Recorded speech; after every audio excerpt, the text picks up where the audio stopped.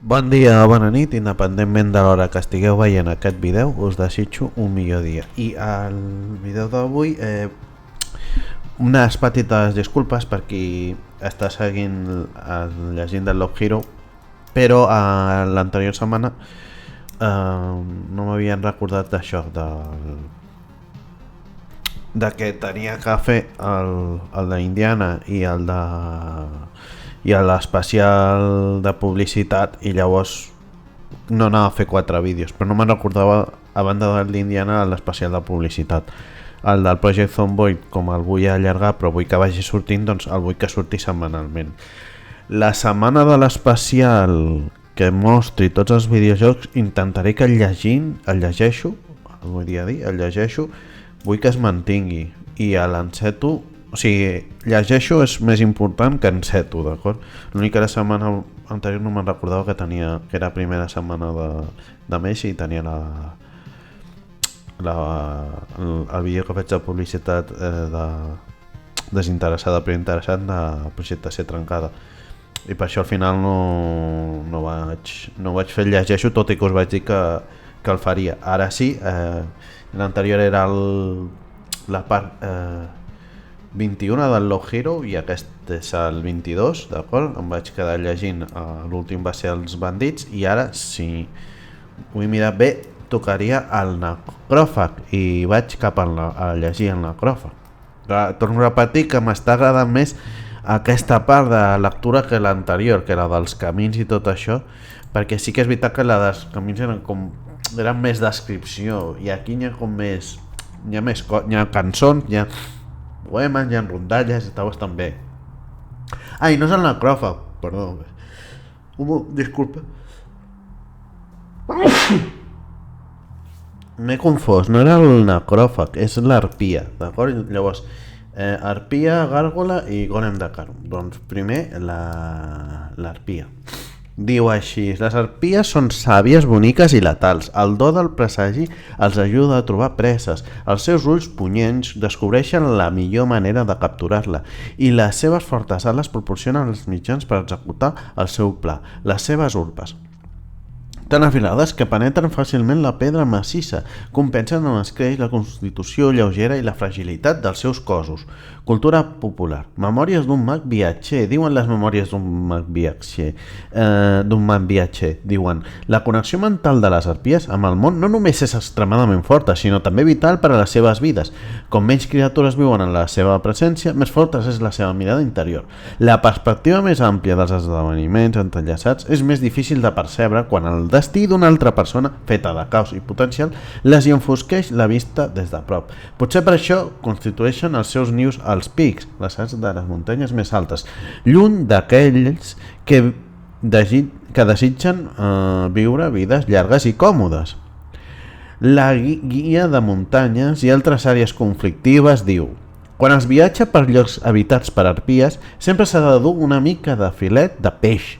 Si una arpia decideix atacar-te, és possible intercanviar aquest filet per la teva vida. 9 de cada 10 arpies prefereix un enllenguado flonjo a un viatger de pell i ossos.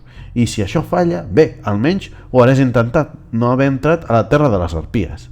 Diu una cançó popular sobre Ivor el Foll. Ivor el Foll, crec que no només té cançons, hi havia alguna més, però si és una cançó, doncs canto. Ivor es va passar la nit bevent, llavors arriba el matí, va sortir de casa amb un terrible ressaca, i tot i això va intentar comptar les vaques.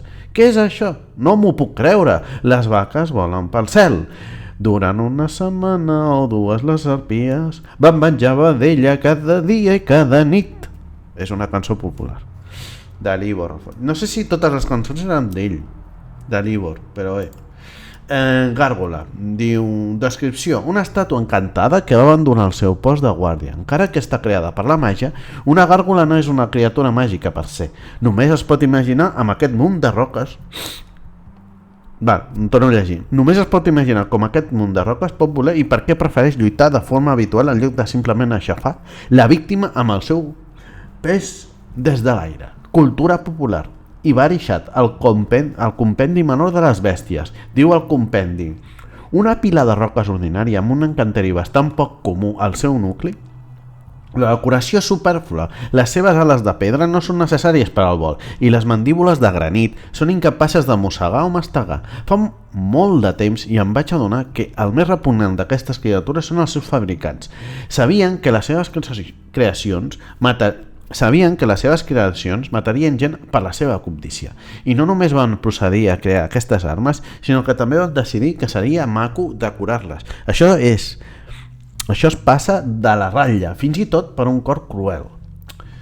D'un volant de gremi d'encantadors. Què diu el volant? Diu, només avui una oferta increïblement generosa, l'encanteri de cada tercera estàtua per només la meitat de preu, robins incrustats als forats dels ulls inclosos, recobriment d'or opcional, addicional, amb una comanda de 10 encanteris o més, oferta només apta per encanteris realitzats per acòlits, els robins els poden substituir per vidre transmutat màgicament, la pintura d'or necessària per recobre es ven separat, oferta de temps limitat.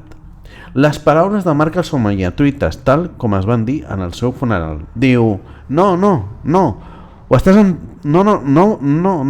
estàs entenent, i si robem la gàrgola en si no tocarem cap tresor, així que no ens farà cap mal, la portarem a casa i la posarem allà, en un lloc bonic i adequat, i després començarem a portar-hi la resta del tresor, de manera que tècnicament parlant la gàrgola encara l'estarà vigilant, cosa que vol dir que no estarem pispant, al contrari, estarem tornant els tresors a la seva estàtua, i si la casa al voltant de l'estàtua és meva, els tresors també són meus, així que podré gastar-me-la com vulgui la gàrgola i no diré ni mu. Un plastut, oi? Torno a repetir, les paraules de Marc el Somietriutes, tal com es van dir en el seu funeral. I per últim, el gòlem de carn, que diu, la descripció, una desgràcia de carn, os i fusta, fàcil de confondre amb una criatura no morta. El gòlem de sang és una realitat, el fruit d'un arbre de sang.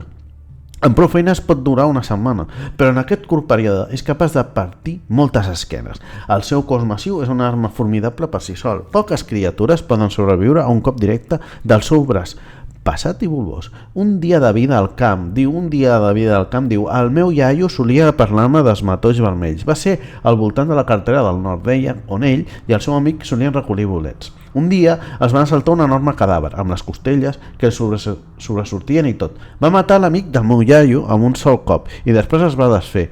Vapor calent i trossos de carn i ja està. Llavors tot d'arbres vermells van créixer al voltant del camí i ara ningú no hi va.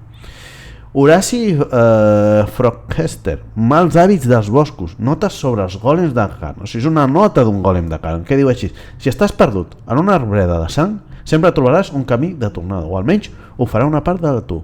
Un genoll o una clavícula, depèn de la sort que tinguis. I Baruchat diu, és el compendi menor de les bèsties. El compendi menor de les bèsties l'hem llegit algun cop. Crec que és del ratillop i l'aranya.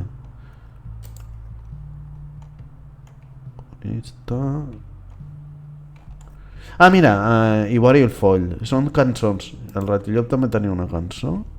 Ivori, el de l'aranya tenia el compendi també. Que xulo. Està bé això, són bèsties. La colònia de rampanes té el compendi?